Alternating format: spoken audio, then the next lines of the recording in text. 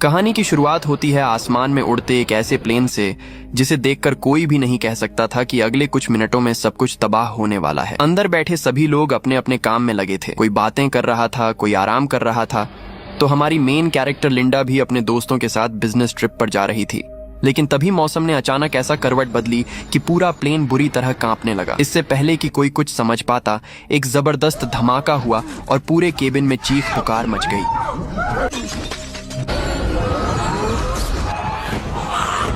जो लोग seat belt लगाए बिना खड़े थे वे जोरदार झटके से इधर उधर जा गिरे। तभी प्लेन का एक हिस्सा प्रेशर नहीं झेल पाया और फट गया। अगले ही पल तेज रफ्तार हवा ने कई लोगों को सीधे आसमान से बाहर खींच लिया। हर कोई अपनी जान बचाने में लगा था। इसी बीच कंपनी का मैनेजर घबराकर लिंडा के पैर से लिपट गया ताकि किसी तरह खुद को बचा सके। वहीं एक कर्मचारी मदद की उम्मीद लेकर अपने बॉस के पास पहुंचा, लेकिन बॉस ने अपनी जान बचाने के लिए उसे बेरहमी से बाहर धक्का दे दिया। मरते मरते उस आदमी ने मैनेजर का पैर पकड़ लिया और देखते ही देखते दोनों हवा में लापता हो गए। उधर लिंडा अभी इस खौफनाक मंजर से संभल भी नहीं पाई थी कि उसे महसूस हुआ प्लेन अब पूरी तरह कंट्रोल से बाहर हो चुका है। चारों तरफ सिर्फ अंधेरा, चीखें और मौत का सन्नाटा था। कुछ ही सेकंड बाद प्लेन सीधे समुद्र की तरफ जा गिरा। किस्मत अच्छी थी कि टक्कर इतनी सीधी नहीं लगी, इसलिए प्लेन तुरंत नहीं फटा और लिंडा की सांसें अभी बाकी थीं। लेकिन खतरा टला नहीं था। समुद्र का पानी तेजी से प्लेन के अंदर भरने लगा। बिना एक पल गंवाए उसने सीट बेल्ट खोली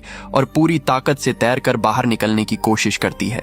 कुछ समय बाद जब सब कुछ शांत हो जाता है तो लिंडा समुद्र किनारे रेत पर पड़ी हुई मिलती है। समुद्र की लहरें उसके चेहरे से टकराती हैं, तब जाकर उसकी आंख खुलती है। लेकिन जैसे ही उसे होश आता है उसके होश उड़ जाते हैं, क्योंकि वो किसी शहर या जमीन पर नहीं बल्कि एक छोटे से सुनसान आइलैंड पर फंसी हुई थी। उसने चारों तरफ नजर दौड़ाई, लेकिन उसे कोई भी दूसरा इंसान दिखाई नहीं दिया। उस वक्त उसे यही लगा कि अब शायद उसे इस आइलैंड पर अकेले ही जिंदा रहना पड़ेगा और पता नहीं कब तक किसी के आने का इंतजार करना होगा। लेकिन उसकी ये चिंता ज्यादा देर नहीं रहती, क्योंकि बहुत जल्दी उसकी जिंदगी वैसी होने वाली थी जैसी वो हमेशा से चाहती थी। थोड़ी ही दूर उसे अपना बॉस ब्रैड रेत पर बेहोश पड़ा हुआ मिल जाता है। उसके पैर में हल्की सी चोट जरूर लगी थी, लेकिन वो अभी भी जिंदा था। लिंडा के लिए बस यही काफी था, क्योंकि वो काफी समय से अपने बॉस ब्रैड को पसंद करती थी।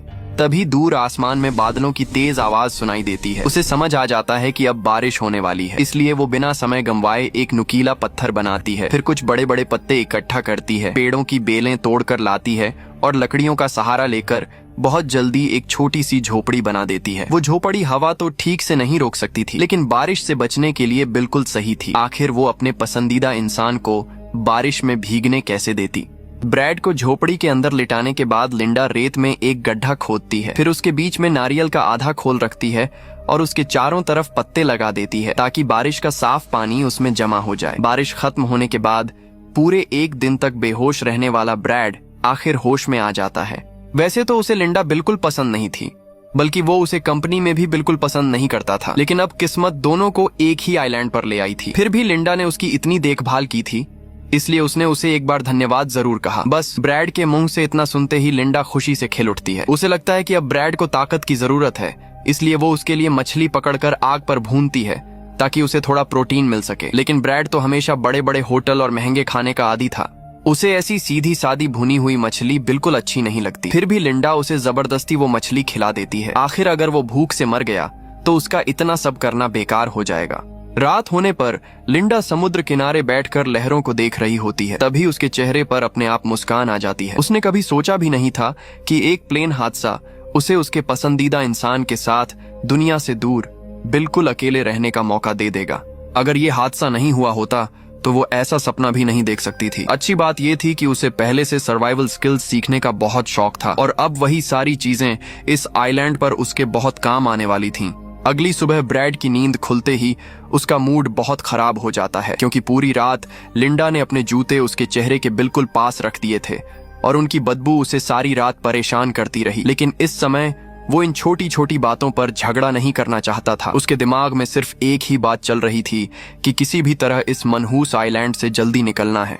इसलिए वो लिंडा से कहता है कि बीच पर जाकर बहुत बड़ा SOS या हेल्प वाला निशान बनाओ ताकि ऊपर से गुजरने वाले जहाज या हेलीकॉप्टर उसे आसानी से देख सकें। साथ ही वो कहता है कि प्लेन का GPS ट्रैकर या ब्लैक बॉक्स भी ढूंढना चाहिए ताकि रेस्क्यू टीम जल्दी यहाँ पहुंच सके।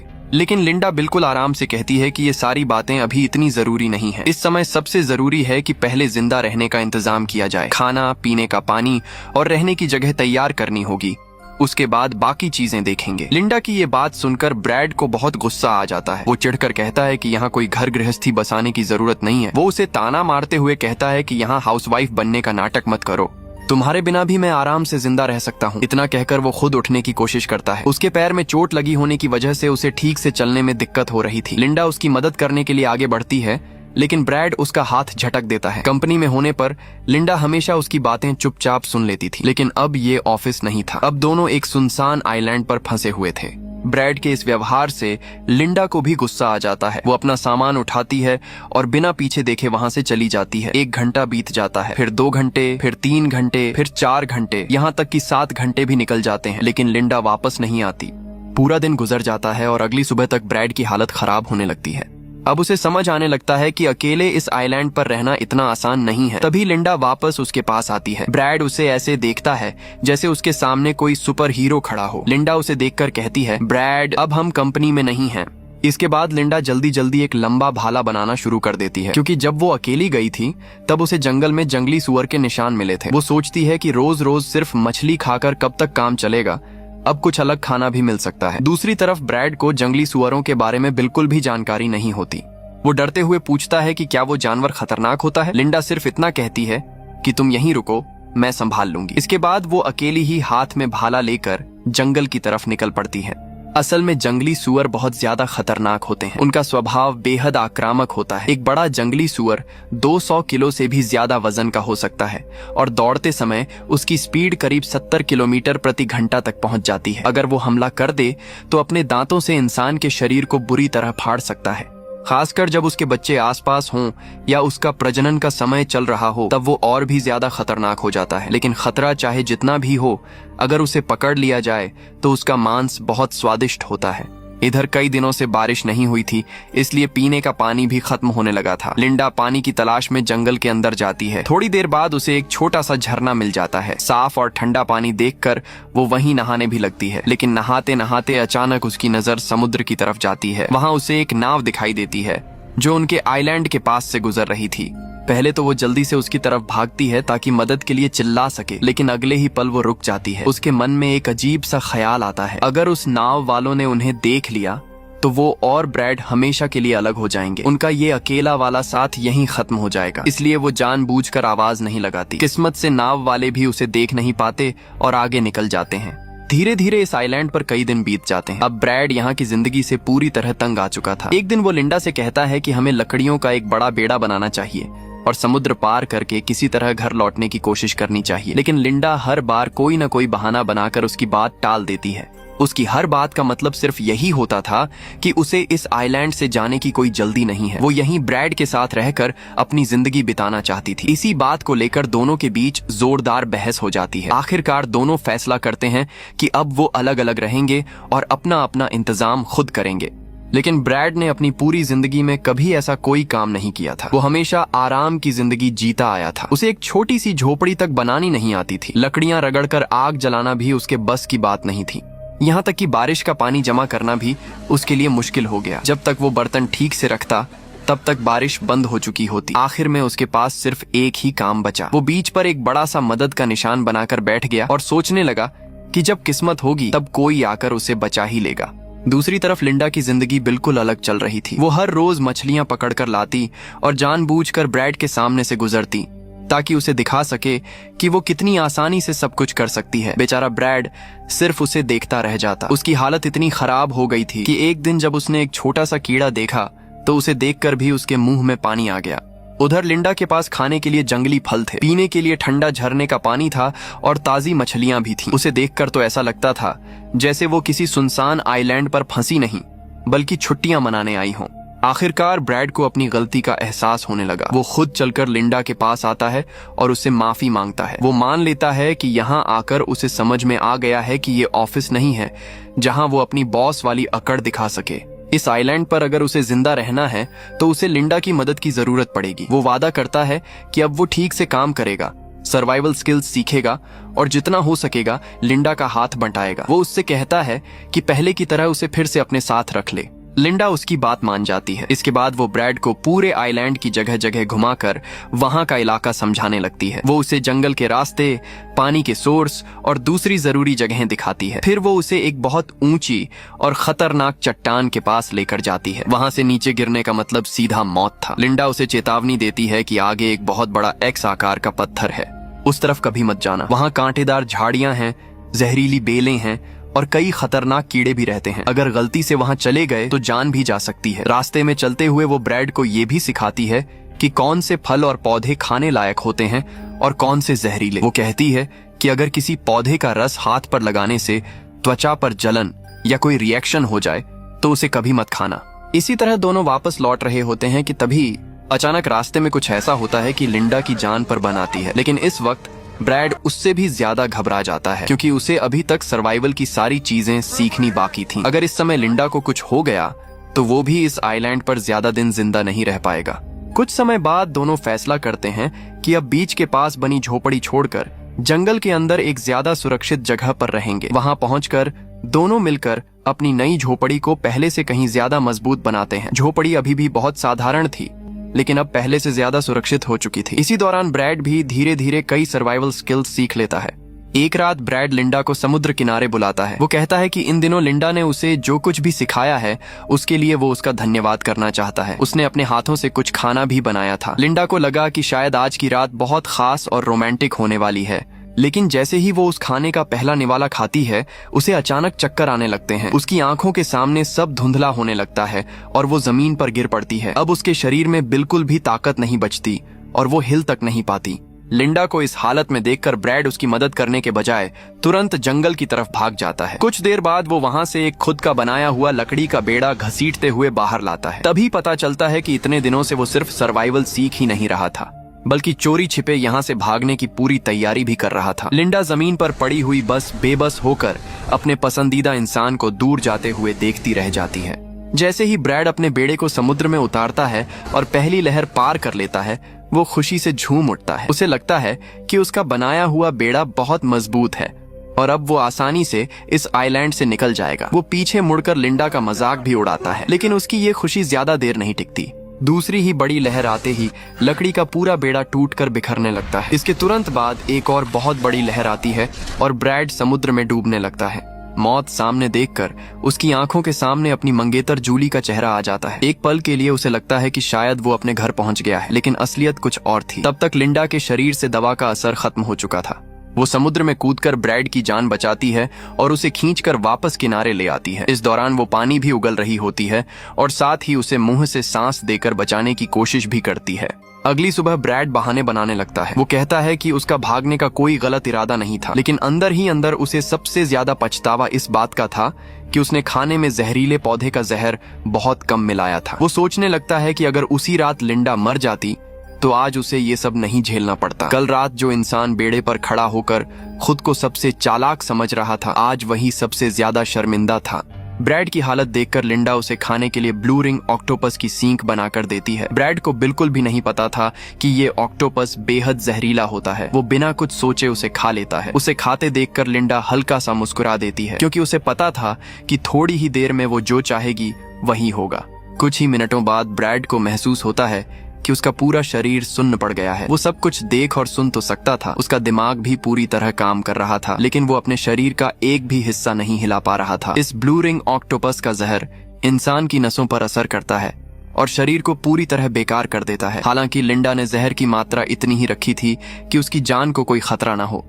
इसके बाद लिंडा धीरे धीरे अपना छोटा सा चाकू निकालती है। फिर वो ब्रैड की पैंट उतारने लगती है। उसका इरादा उसे मारने का नहीं था, बल्कि उसे ऐसा सबक सिखाने का था जिसे वो जिंदगी भर कभी भूल न सके। उस समय ब्रैड पूरी तरह होश में था, लेकिन जहर की वजह से उसका शरीर बिल्कुल भी उसका साथ नहीं दे रहा था। वो चाहकर भी कुछ नहीं कर सकता था। उस घटना के बाद ब्रैड इतना डर गया कि कई दिनों तक उसने लिंडा से ठीक से बात तक नहीं की। वो बस चुपचाप उसके कहे हुए सारे काम करता रहता, यहाँ तक कि जब भी उसकी नजर उस छोटे चाकू पर पड़ती उसे पिछली रात की बात याद आ जाती और वो डर से सहम जाता। एक दिन लिंडा हमेशा की तरह जंगल में फल तोड़ने गई हुई थी। तभी अचानक उसने देखा कि समुद्र की तरफ से एक नाव इस आइलैंड की तरफ आ रही है। इस बार नाव में बैठे लोगों ने उसे भी देख लिया था। अब वहां से भागने का कोई मौका नहीं बचा था। लिंडा तुरंत समझ गई कि अब शायद उसका और ब्रैड का ये अकेला वाला साथ खत्म होने वाला है। थोड़ी ही देर बाद नाव किनारे लगती है और उसमें से उतरने वाली लड़की कोई और नहीं बल्कि ब्रैड की मंगेतर जूली होती है। उसे देखकर लिंडा के चेहरे पर तो मुस्कान थी, लेकिन अंदर से वो बिल्कुल भी खुश नहीं थी। वो बिल्कुल नहीं चाहती थी कि ब्रैड यहाँ से जाए। जूली तो बेसब्री से ब्रैड से मिलने का इंतजार कर रही थी। मजबूरी में लिंडा उसे अपने साथ लेकर चल पड़ती है, लेकिन तभी नाव चलाने वाला आदमी भी कहता है कि वो भी उनके साथ जाएगा। रास्ते भर लिंडा के दिमाग में सिर्फ एक ही बात चल रही थी, अगर उसने सीधे इन दोनों पर हमला किया और कहीं वो दोनों उस पर भारी पड़ गए तो। काफी सोचने के बाद उसे एक खतरनाक आइडिया आता है। उसे याद आता है कि कुछ दिन पहले वो खुद एक ऊंची चट्टान के पास से गुजरते हुए लगभग नीचे गिर ही गई थी। वहां का एक हिस्सा बहुत ज्यादा खतरनाक था। जब तीनों उस जगह पहुंचते हैं तो लिंडा अचानक रुककर अपने जूते के फीते बांधने का बहाना करती है और दोनों से कहती है कि तुम लोग आगे चलते रहो। जैसे ही जूली और नाव वाला आगे बढ़ते हैं, अचानक उनका संतुलन बिगड़ जाता है। जूली नीचे गिरने ही वाली थी कि नाव वाला तुरंत उसका हाथ पकड़ लेता है। ये देखकर लिंडा सोचती है कि अगर दोनों एक साथ नीचे गिर जाएं तो एक ही बार में दोनों का काम खत्म हो जाएगा। लेकिन उसकी योजना वैसी पूरी नहीं हो पाती जैसी उसने सोची थी। उधर ब्रैड को इस पूरी घटना के बारे में कुछ भी पता नहीं था। वो आइलैंड पर आराम से अपना काम कर रहा था। लेकिन थोड़ी देर बाद जब लिंडा वापस लौटती है तो उसका व्यवहार पूरी तरह बदल चुका होता है।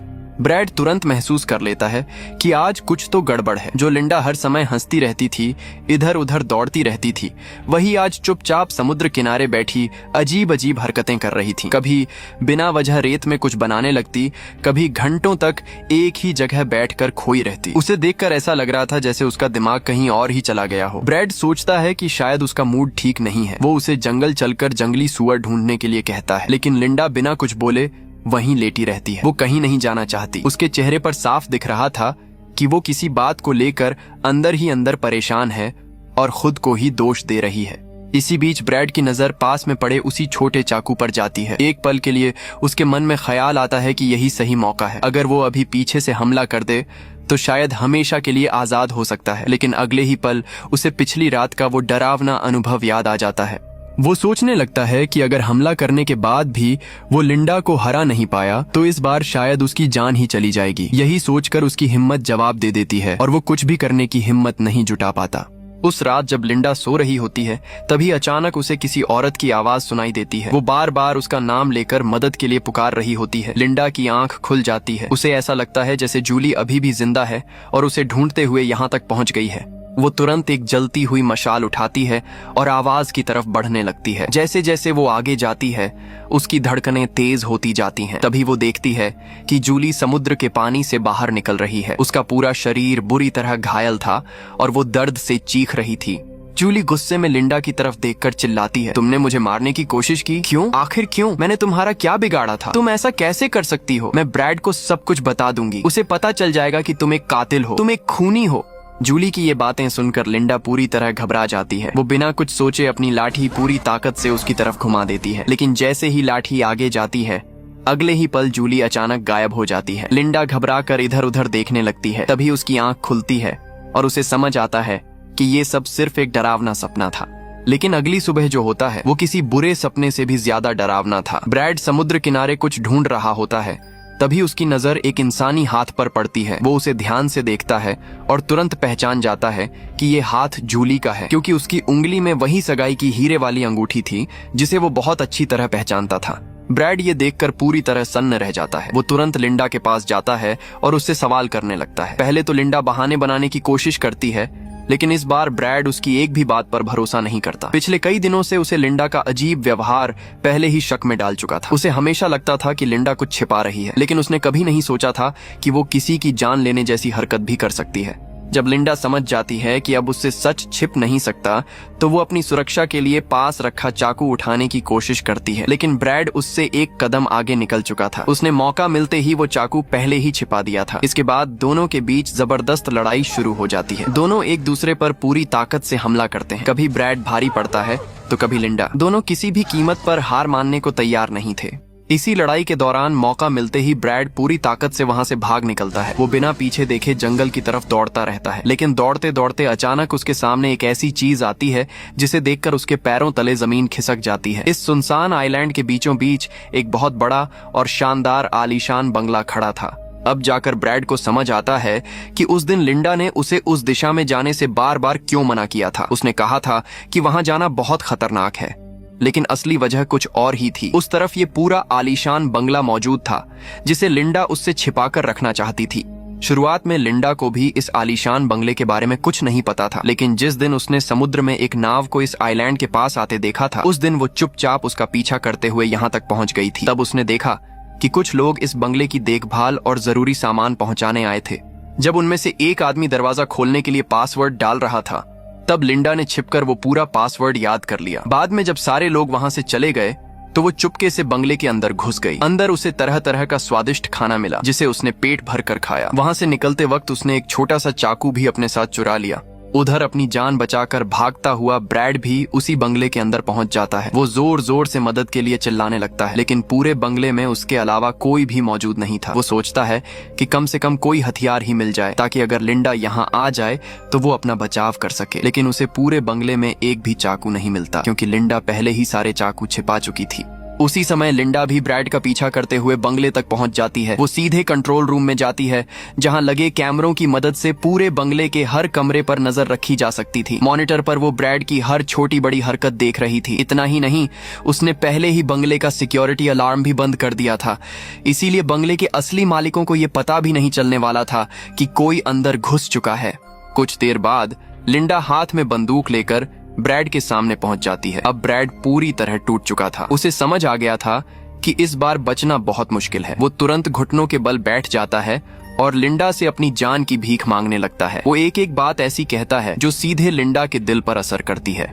वो कहता है कि अब उसे बाहर की दुनिया में वापस जाने की कोई इच्छा नहीं है। वहां उसके लिए कुछ भी खास नहीं बचा। अगर लिंडा चाहे तो वो इसी आइलैंड पर उसके साथ हमेशा रह सकता है। यहाँ भी वो खुश रह सकता है। लेकिन तभी लिंडा की नजर बंगले में रखी एक सजावटी चीज पर पड़ती है। वहां रखे एक बड़े जानवर के सींगों में से एक सींग गायब था। उसे तुरंत एहसास हो जाता है कि कुछ गड़बड़ है। इसके बाद क्या हुआ ये कोई नहीं जान पाया, लेकिन उस घटना के बाद लिंडा को गोल्फ खेलने का ऐसा शौक लगा कि वो बार बार गोल्फ खेलने लगी, क्योंकि हर बार जब वो गोल्फ स्टिक घुमाती थी तो उसे वही एहसास याद आता था जब उसने ब्रैड के सिर पर पूरी ताकत से वार किया था। बाद में जब भी कोई पत्रकार उससे पूछता कि वो इस सुनसान आइलैंड से जिंदा वापस कैसे आई, तो लिंडा बड़ी शान से झूठ बोलती। वो कहती कि उसने अकेले ही लकड़ी का बेड़ा बनाया, समुद्र पार किया और खुद ही वापस घर पहुंच गई।